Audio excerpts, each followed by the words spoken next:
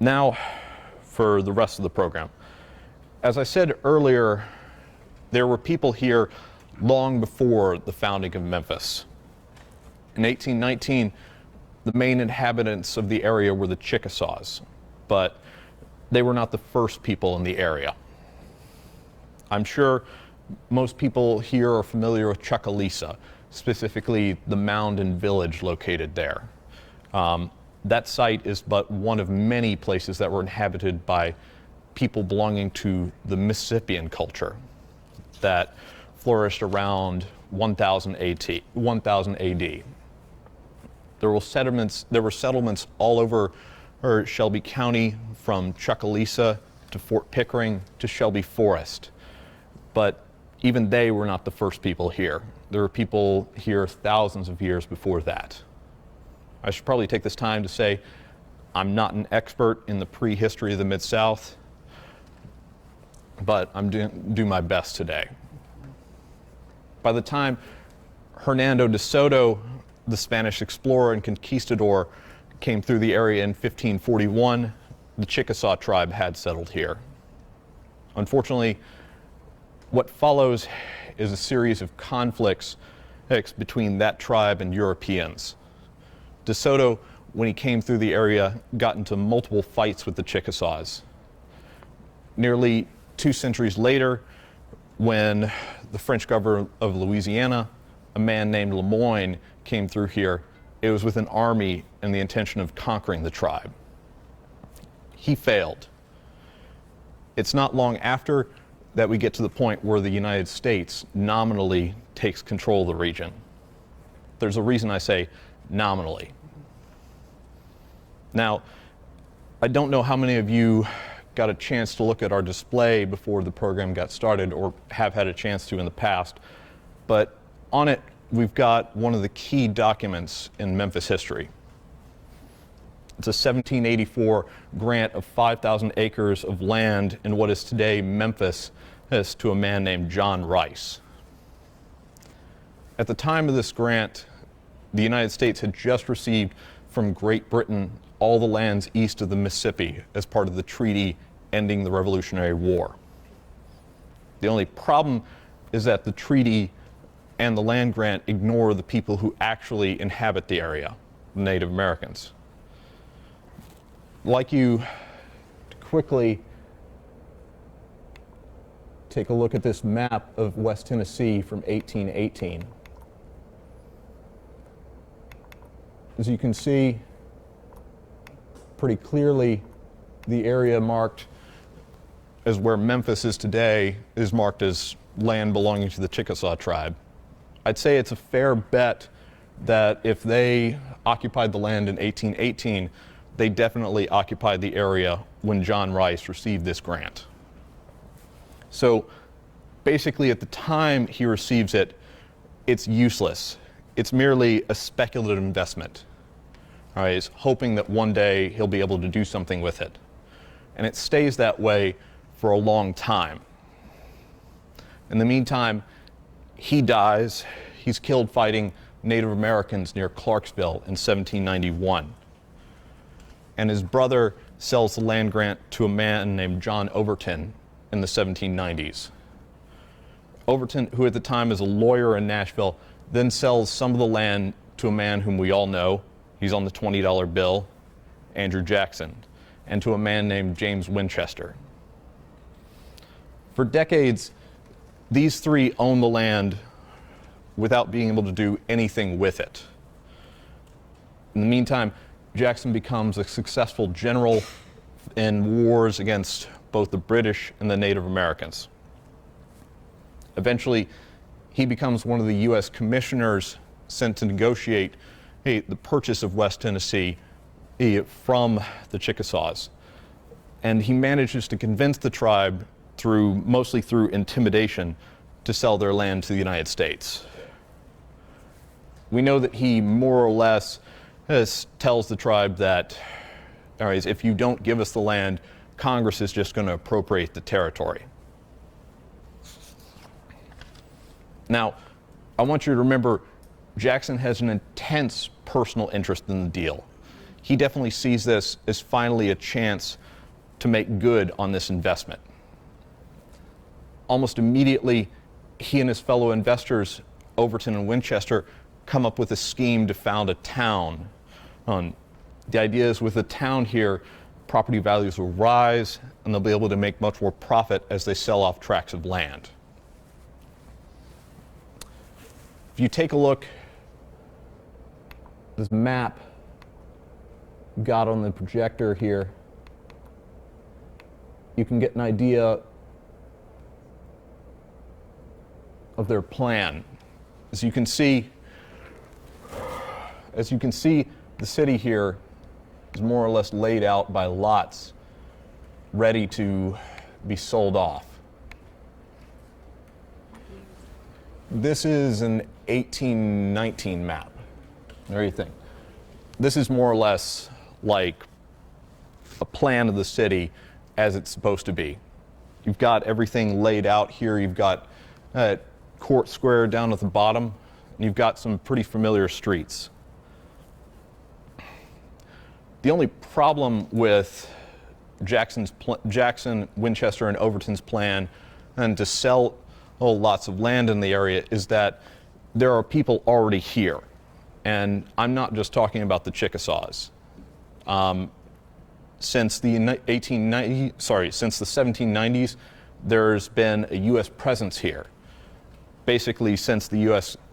got into a territorial dispute with the newly created country, with the Kingdom of Spain over the Mississippi.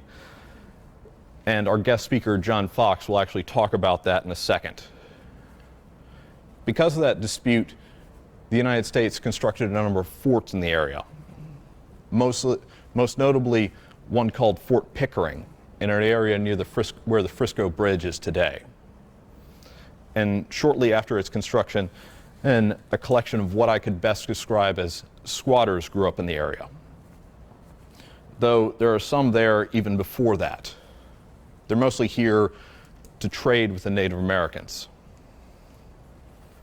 The problem is that these guys, the founders of Memphis, are planning to lay out a town, and most of the earliest settlers have already got long established houses here. The founder's solution is to give a couple of lots of land to these people. All right, and you've got, I want you to notice a couple of things here on this. If you notice that there are already names on this map. Got Carr, got Meager there, and you've got John Grace. These are some of the early settlers and some of their names on here. Basically, they're given land in the hopes that maybe they can form the nucleus for a larger town later on.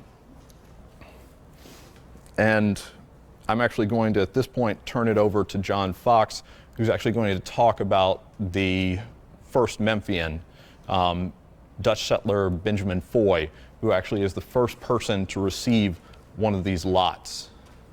And he's going to talk for a second.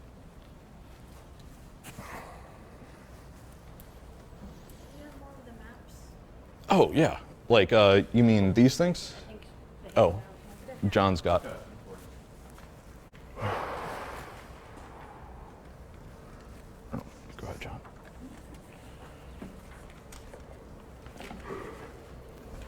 Anybody else not get a handout?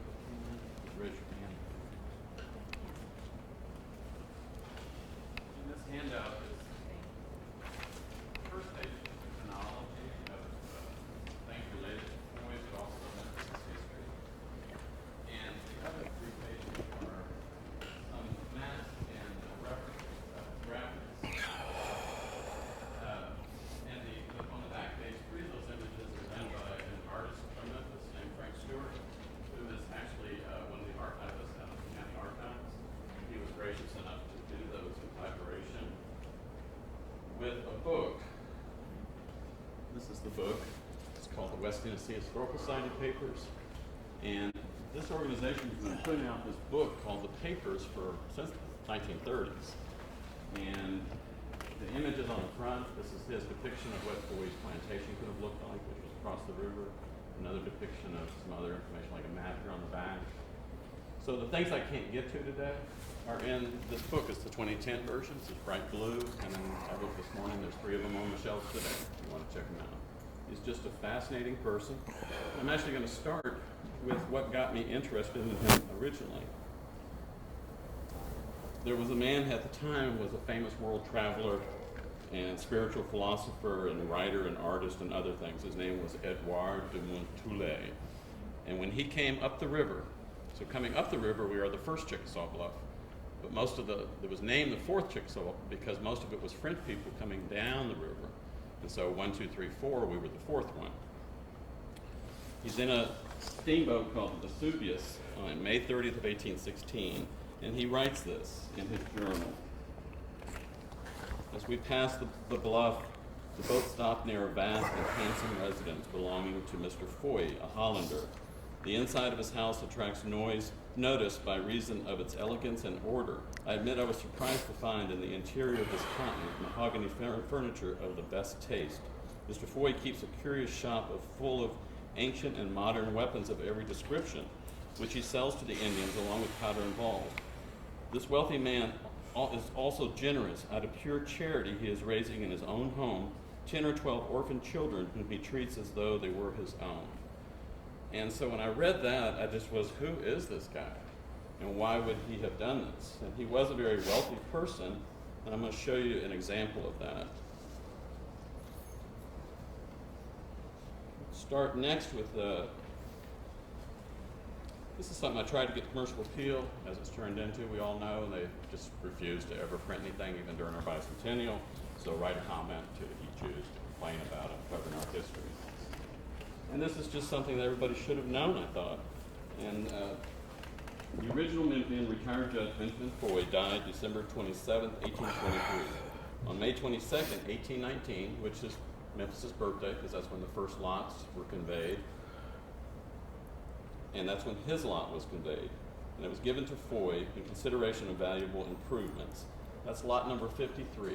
And it's on one of those maps.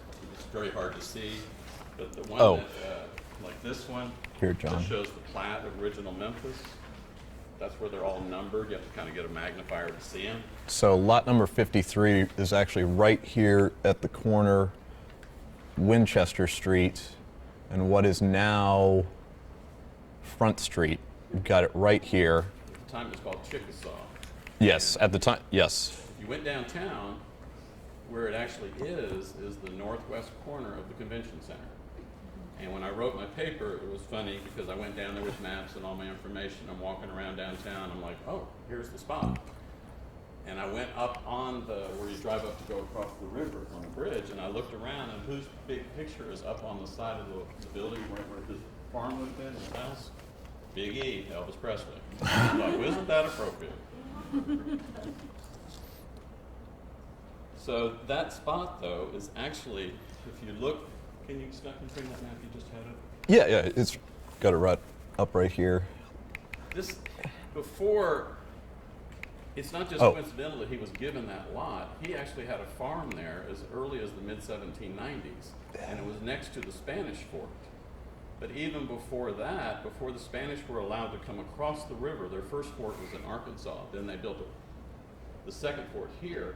Well, if you look, this island right here, that on the original map, which there's an image of it in my book as well as I think in the handout, it's called Foy Island.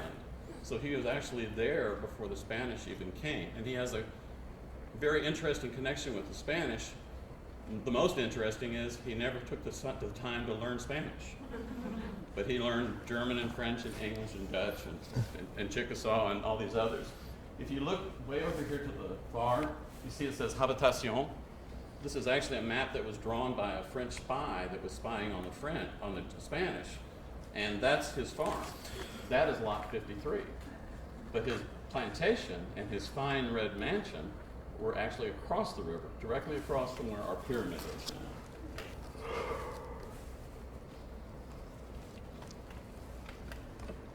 I'm going to read this section here. There are a lot of souls, living and dead, who walk the streets of Memphis and the ground of the Mid-South. The pioneers of early Memphis deserve our attention during our 200th birthday year. This is a snapshot of one of them, Benjamin Foy.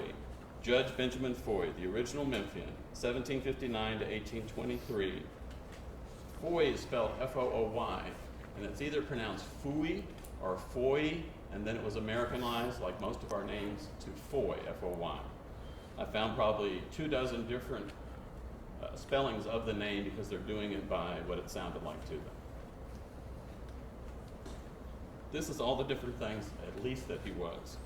He was a traveler, an immigrant, a voyageur, a hunter, a trapper, a riverman, a farmer, an interpreter, an Indian trader.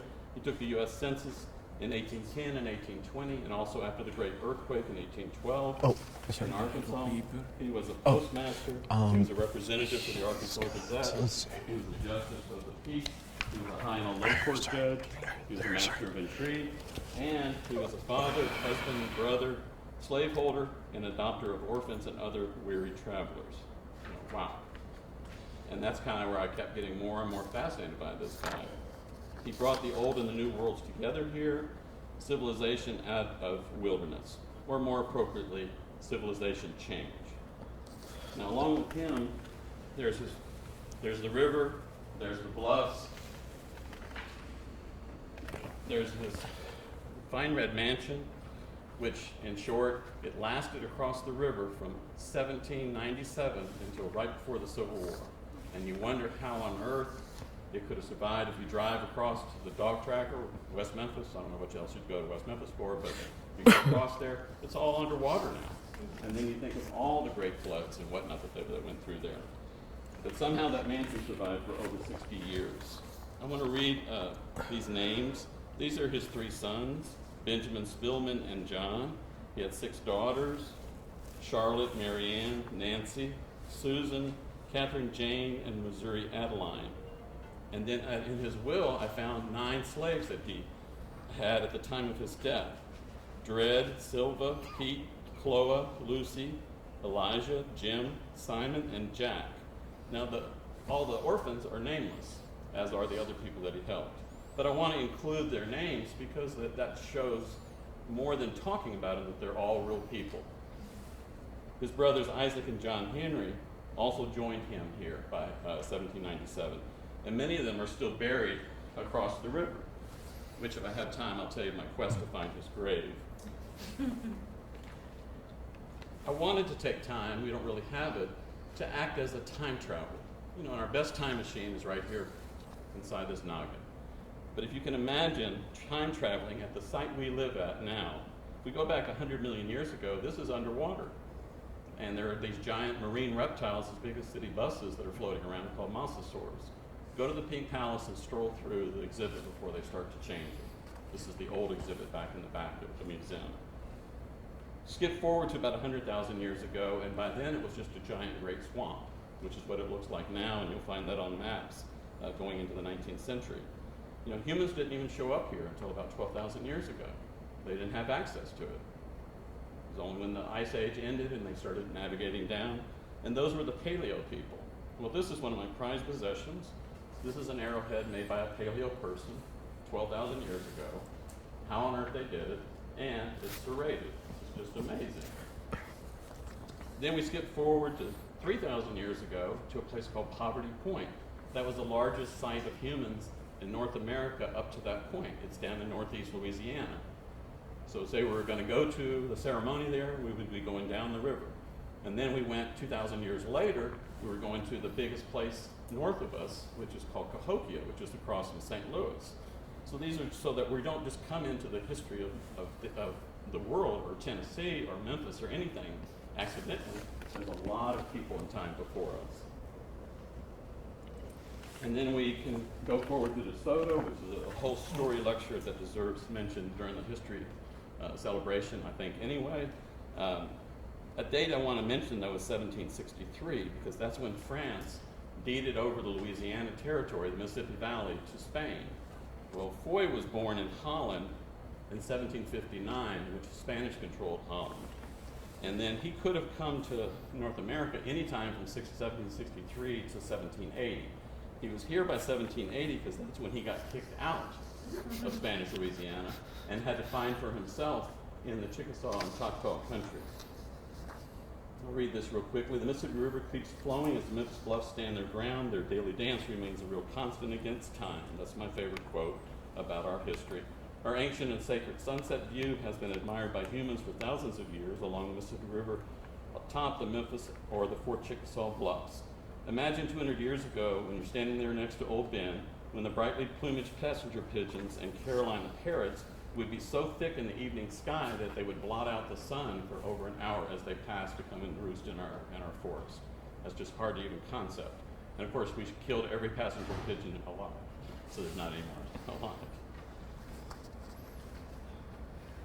Now, May 22nd, 1819 is also important because there were two other lots that were conveyed that day, both of them to women. One was Catherine Grace, and another was Sally Mager, and that was a little bit north of Chickasaw Street, Front Street, from where Foy's place was. And that shows you the power and influence that women had back in earlier times. By the end of 1825, after our first mayor, Marcus Winchester, was given lot number 49, only 15 lots were sold.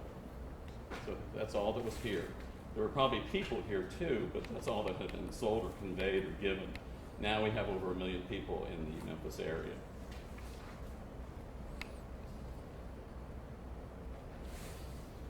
When you think of the time travel mode I was trying to get you to think about with Memphis history, I know it's imaginary, and humans thought it up, but it just is coincidental that the imaginary latitude and longitude of 35 north and 90 west is right, guess where? Right in Memphis. It's out in Whitehaven. And I think that adds a little mystery to why are we here. There's 3 questions I'd have to have you ponder is, what is Memphis? Why is Memphis so known worldwide?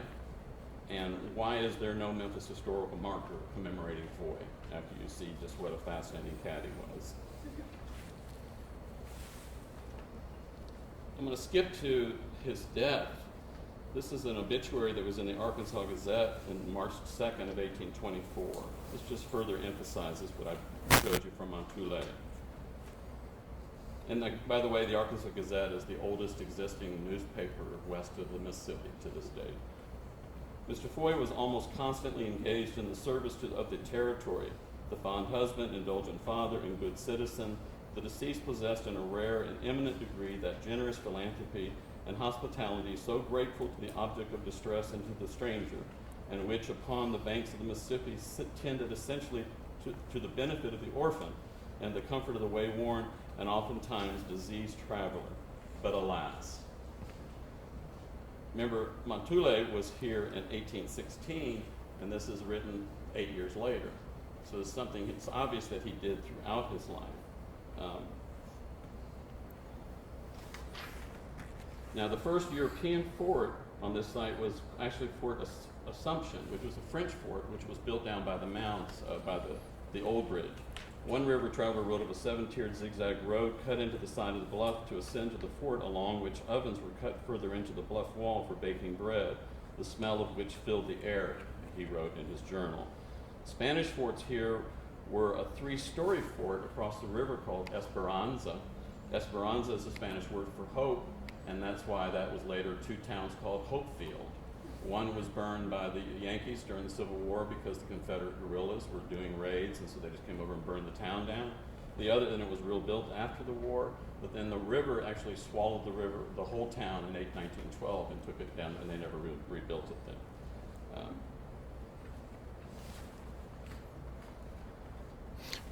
The first Spanish fort, though, was called in Tennessee, was called San Fernando, and it's actually the site of Auction Square downtown. When they were moved back across the river in 1797, the Americans came and they built a fort on the exact same spot. One of the commandants of the fort here early on was Meriwether Lewis, and at some point William Clark came and visited him here, and what an interesting friendship those two had, and then they went later and did the expedition out west. The first Fort Pickering, and when the Spanish fort was made, it was called when the American fort was made, it was called Fort Adams. He was the president at the time. but then they gave that name to a fort down at Natchez, and so they renamed it Fort Pike. But they quickly started building a bigger fort down on the bluffs where Assumption was, called Fort Pickering. So there was 2 Fort Pickerings. There was the one back early in our history, and then there was one during the Civil War. But the one during the Civil War, the cannons didn't point towards the river. They pointed towards the city of Memphis because they were worried about the citizens of Memphis more than they were about anything coming in from the river. I want to give you a comparison of Foy's wealth. There were Indian factories here, and this was part of Jefferson's plan to get the Indians so indebted to the country that they had to give up their lands, which they eventually did. He went into the factory and bought 3,000 pounds of lead, and he had the cash to pay $520.80. Compare that to if you were a trapper and what it would have taken you to have gotten 397 pounds of deer skins. For that effort, you would have gotten $15. Or if you came in with 85 otter, and how dare them, 10 fox pelts, they would give you $180. Or if you had 20 pounds of beeswax, that would be $5. So those increments of money for hard labor, and here's Foy coming in, here's $520, give me some more bullets. And then he would take it and sell it at his store on the other side of the river to make even more money.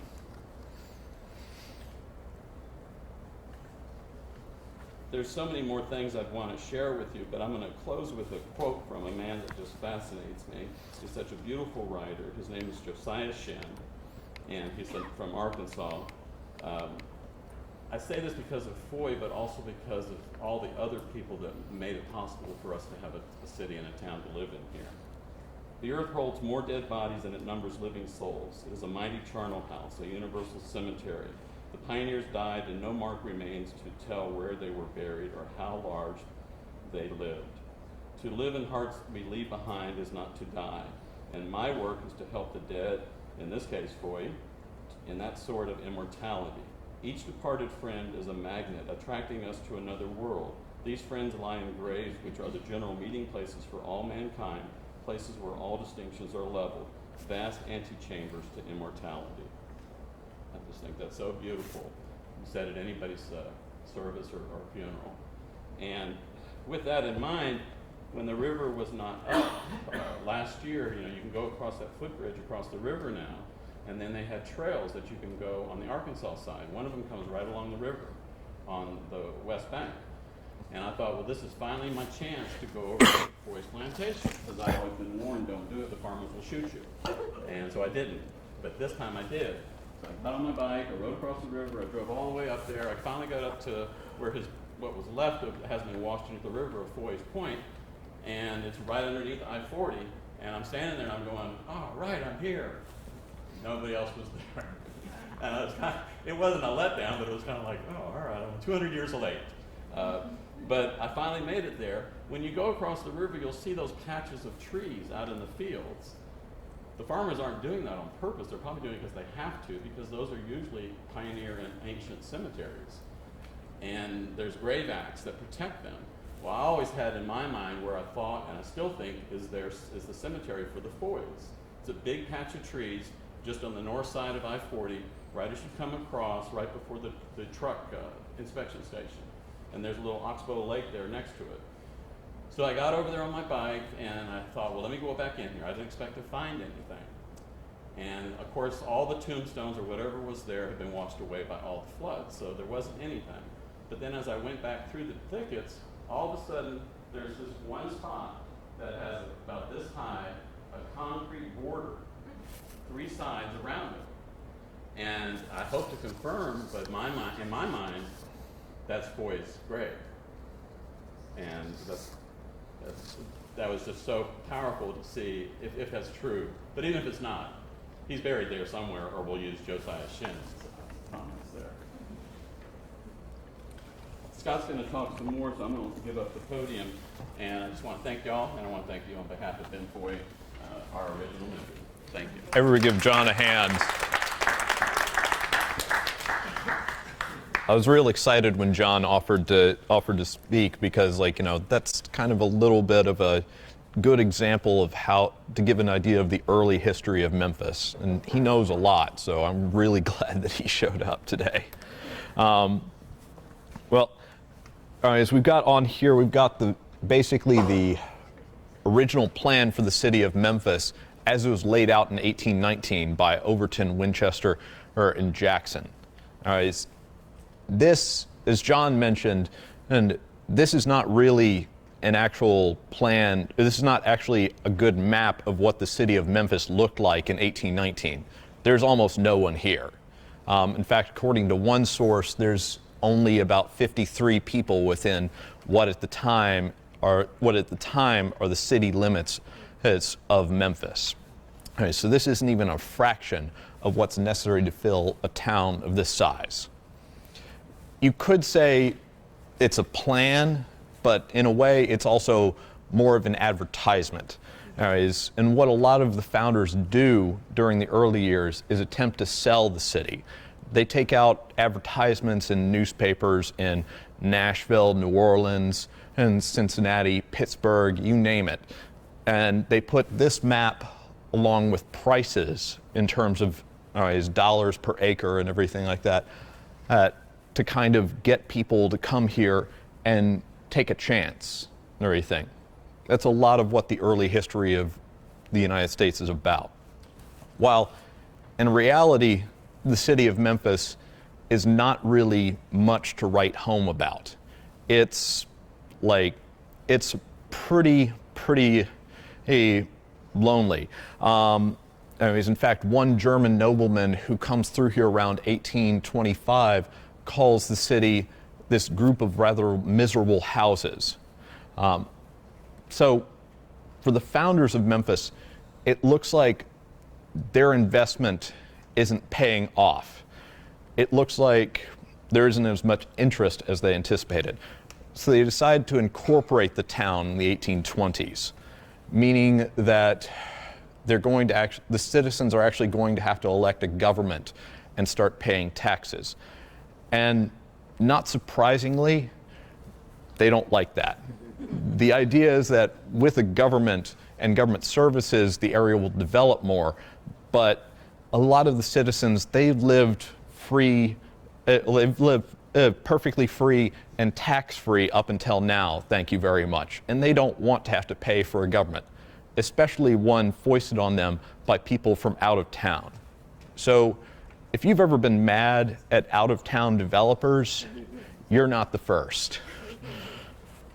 The opposition of the citizens convinces the powers that be to make the proposed town smaller, excluding some of the more poor areas, especially in the north.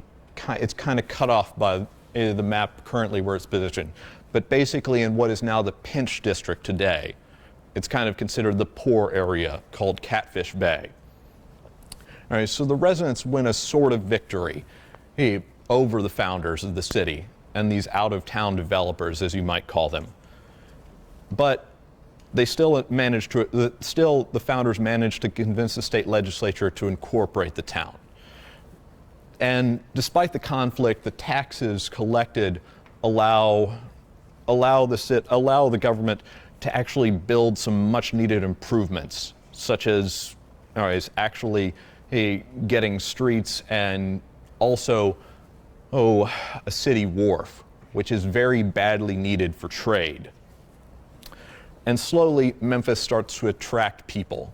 By 1832, the city gets its first permanent religious building, a small Methodist church, which actually we've got a picture of on our display over there if anyone wants to take a look at afterwards.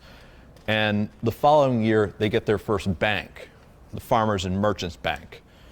And by that time, the city has grown to about 1,000 people. So it's actually turning into this decent-sized little settlement. All right. Now I want you to remember that the settlement of Memphis is very much part of the westward movement and westward expansion of the United States. This is like a lot of places on the frontier, is a very rough place. It's full of people like gamblers and prostitutes. So one of the early challenges is to bring law and order and everything, which is not surprising. In fact, at one point, they have to run the gamblers out of town. They do that by actually threatening to hang any of them that stick around. All right, they do that in Vicksburg too, actually, at one point. There's also poor immigrants, mostly Irish, although there's a couple of Germans and various others who actually live in Catfish Bay, the area that I just talked about a second ago, in what is called in the Pinch District. Further, there's also rough riverboat men. All right, these are people floating their goods up and down the Mississippi, trying to sell them at markets like New Orleans or something like that. And Memphis is a good stopping off point for them. All right, and these guys don't really listen to law and order. But over time, they're eventually gradually replaced by steamboat traffic on the city. Well, sorry, on the river. All right, you see, up until 1840, Memphis has been this relatively small town. But at about that point, the city's growth takes off like a shot. In 1840, the city is about 1,800 people. And by 1850, it's about 8,000. By 1860, it's over 22,000. That is some pretty impressive growth. And much of that is thanks to two things specifically: cotton and the railroad. In the early days of Memphis, there isn't really a whole ton of cotton coming through. For example, in 1825, something like 300 bales are shipped through the city. By 1835, that figure has risen to about 35,000. And by 1860, it's nearly 400,000 bales that are shipped by rail or by boat out of Memphis.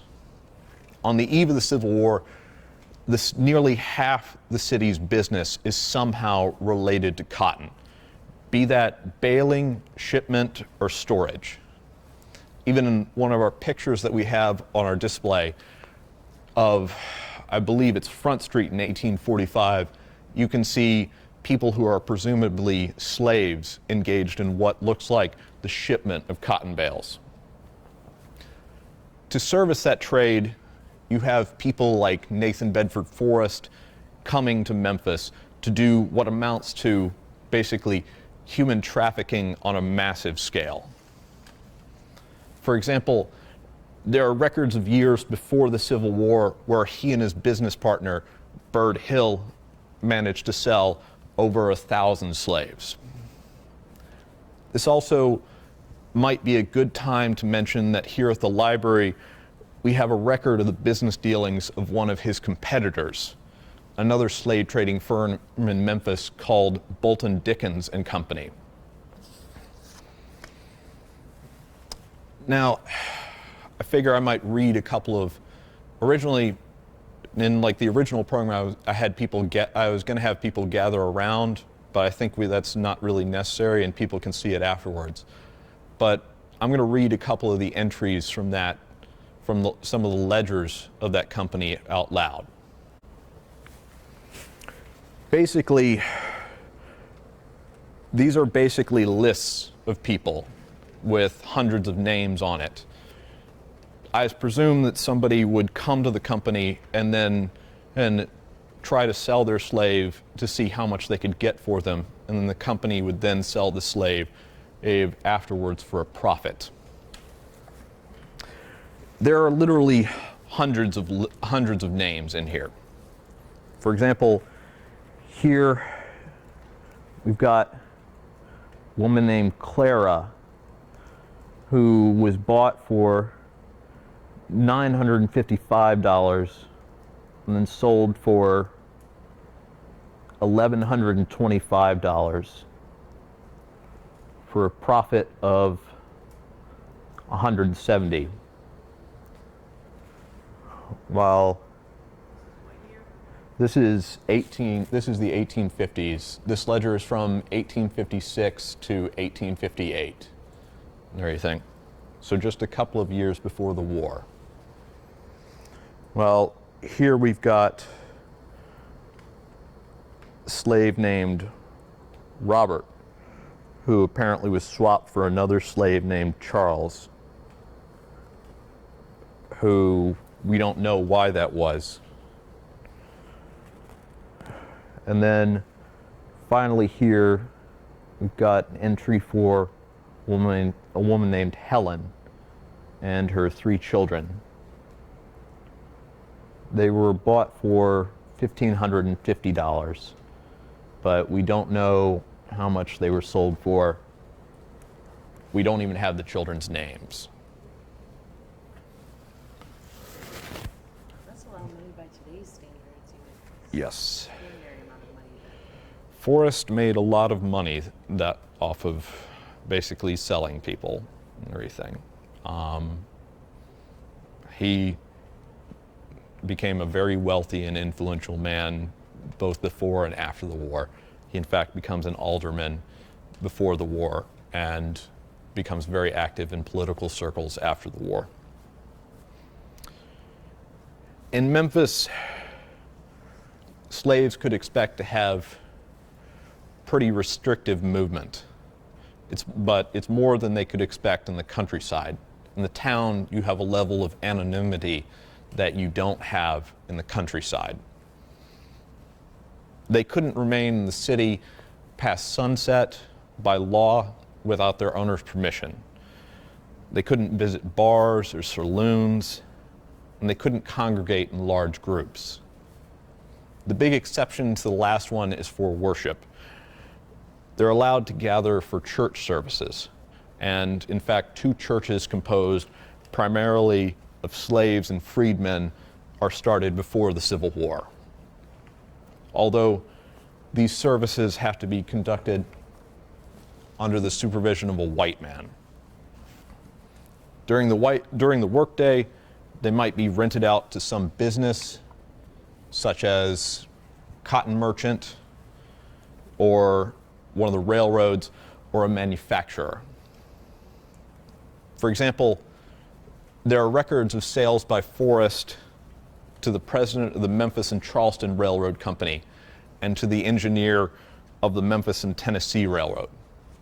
Both of these lines played a big part in making Memphis the boom town it was on the eve of the Civil War.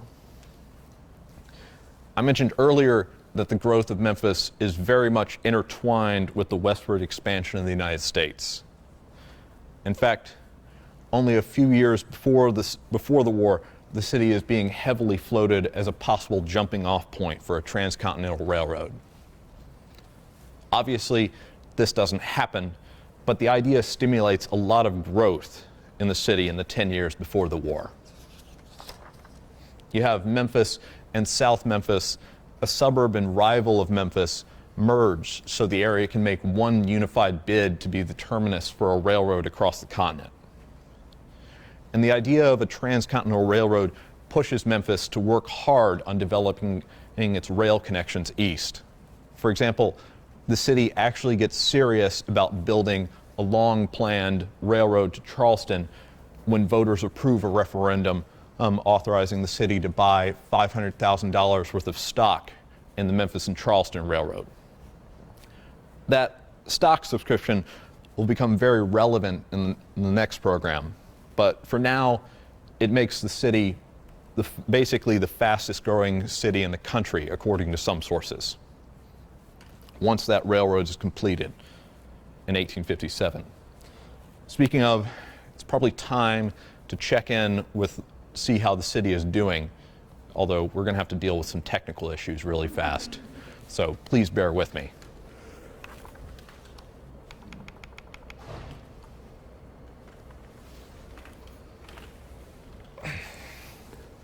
Will you be doing an encore presentation on the second program? At some point, I'm sure. I'm not quite sure when, but I'm sure I'll be doing encores for a while. For all of them. Yeah. Once you've done one, you're more or less condemned to do them forever. Just keep on Yep. revising and Yep. tweaking, That's how it works. finding new information. Yes, it never ends. But here we've got actually an 1858 map of what the city looked like. Now, as you can see, the city's grown heavily. You see, the original borders were this little creek called Gayosa Bayou, which really doesn't exist anymore except in basically underground culverts, or whatever you want to call them, sewer systems down in near downtown, the border between the medical district and downtown. Yep, this is 2 years before the war. So this is basically what the city looks like at the start of the Civil War. This is an actual map. This is pretty much what it looks like. Originally, the city wasn't supposed to go beyond here, but as you can see, it's grown out quite a bit up north in what's the Pinch district, and also down here in the south near where the Civil Rights Museum is. And then here, we've got some growth in what's now today the medical district. But the really cool part about this map is not that. It's actually these references that we have here of what some of the local landmarks. And you can actually see some places that actually still exist, some Memphis institutions. Yep, that is an example. And then we've got right here, you might notice St. Agnes Institute. I'm sure that's familiar to a couple of people. Got St. Peter's Church, Second Presbyterian Church, and then down here, letter Z, you've got Hebrew Synagogue. That is actually the same congregation that is now called Temple Israel. At the time, it's called B'nai Israel. Gayoso House, is that? Yep, Gayoso House. Apartments, those? Yep, although at the time, it's basically a big, more or less, hotel and everything, and it's considered basically the swankiest place in the city at the time. Yeah. It's actually, we actually have from 1864, we have a menu for a banquet of Union officers from there. I could dig it out if necessary, if anybody wants to see it. Yep, that is an example. Actually, here we can locate a couple of these places on here really quickly. We've got St. Agnes Academy over here. Obviously, it's not in the same place today. And then I want you to remember what the Hebrew synagogue, that was letter Z. And you've got it right here at the corner of Exchange and Main Street.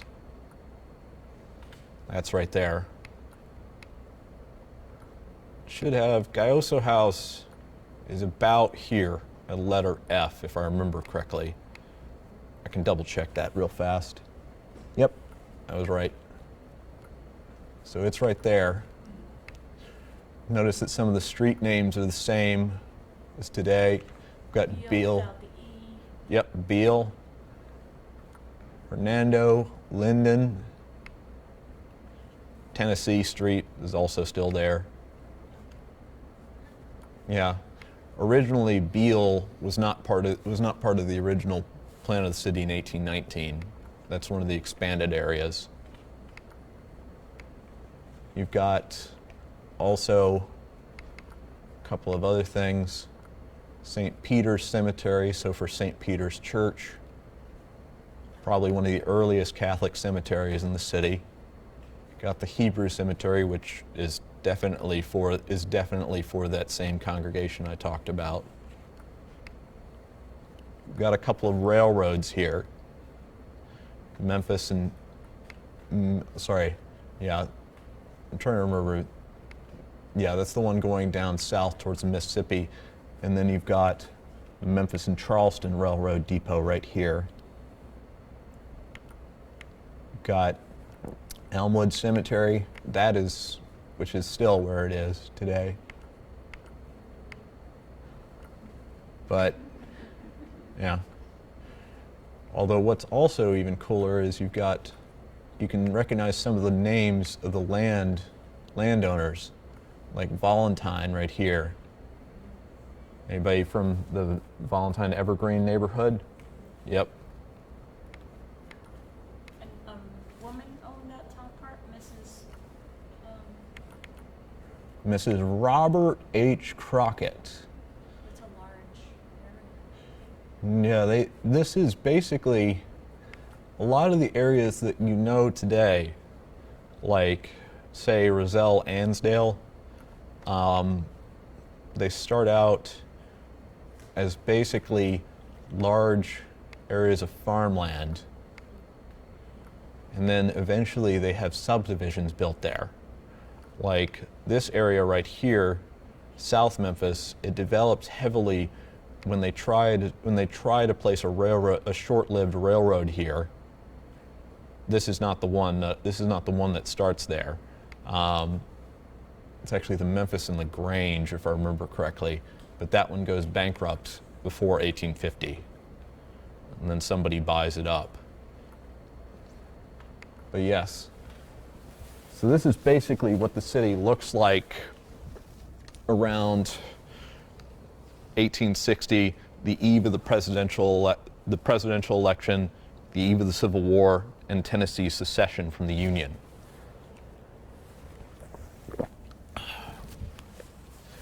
And before we get into talking about Memphis and the Civil War, which is a topic that just by itself you could devote an entire program to, I'd like to talk for a minute about a statue of Andrew Jackson that actually still stands in the Shelby County Courthouse. In our display, we actually got a drawing of it as just a few years after it was unveiled in 1859. At the time, it was in Court Square. The statue itself isn't important, but the engraving on it is. It's a quote by Jackson, said during the nullification crisis, one of the first times that a southern state attempted to defy the federal government. It reads as follows: "The federal union, it must and shall be preserved." That this is put up in 1859 in such a public place says something pretty strong about the political stance of the people who put it up. They're making a statement against secession. Now, just 2 years later, this city votes overwhelmingly to leave the Union. And during the war, the engraving on the statue is defaced by Confederate sympathizers. In the 21st century, we're oftentimes taught that the Civil War is the result of this long, slow burn of successive debates over slavery. The Missouri Compromise, the Fugitive Slave Act, the Mexican-American War. And you can think of it that way, but I'd like you to think of it just a little bit differently for a second. I think if you talked to Memphians in 1861, they might have talked about a long, slow burn of events, but more than likely, they would have talked about a rapid succession of crises. And you have to remember that in a crisis, the center evaporates and people are pulled towards extremes. And this is just as true in this city as anywhere else. I want you to remember that for white Southerners in 1860, Lincoln's election is like a bomb going off. But even after that, Memphis does not secede.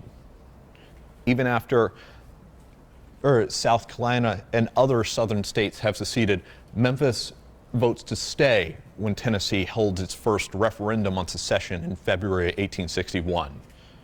There are even large public pro-union demonstrations in the city. It takes Lincoln's call for 75,000 troops after the attack on Fort Sumter to put down an apparent rebellion in the South to push the city over the edge. Put it simply, they can't stomach the idea of having to send troops against their fellow Southerners. And with that thought, the city votes overwhelmingly to leave in June 1861, when Tennessee holds a second referendum on secession. According to one historian, there are only 5 votes cast in favor of staying in the Union and during that referendum. With Tennessee having left, the Confederacy quickly realizes they have to defend Memphis, since the city occupies a strategically vital position, not just on the Mississippi River, but on the rail lines. Remember the Memphis and Charleston Railroad that I talked about just a second ago? During the war, it's the Confederacy's only rail line going all the way from the Atlantic Ocean to the Mississippi River. So the city is not just important on a north-south axis, but on an east-west axis. To defend it, the Confederacy constructs a number of forts upriver on the Mississippi. Fort Pillow is a good example of those.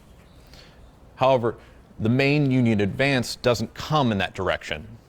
Instead, it comes through the middle of the state, with General Grant taking Forts Henry and Donelson along the Tennessee and Cumberland rivers. Those defeats, along with a big one at Shiloh, make it impossible to defend the eastward approach to the city. It's because of that the Confederacy decides to abandon the city and make its last stand on the Mississippi River at Vicksburg, evacuating all troops from Memphis just a month after Shiloh. What's left in the city is a ragtag Confederate fleet, and after a brief naval battle in June 1862, Union gunboats land troops in the city, and Memphis becomes an occupied town. Almost immediately, a good portion of the local whites begin a campaign of passive and sometimes not so passive resistance. For example, a lot of local business owners refuse to open their shops after the occupation starts, while some other citizens even go so far as to smuggle supplies out of the city to the Confederate troops. In response, Union commanders issue orders exiling Confederate sympathizers from the city. For example, General Sherman orders that each time a Union supply boat gets fired upon, 10 families of Confederate soldiers are to be kicked out of the city. At the same time, once the Union captures Memphis, the city becomes a magnet for slaves trying to get to freedom.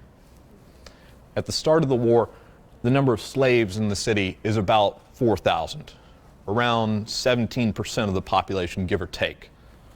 But by the end of the war, there are over 16,000 slaves in the city. Basically, around 40% of the population by 1865. The majority of slaves end up in makeshift camps called contraband camps in the south of the city, near Fort Pickering, the main Union garrison.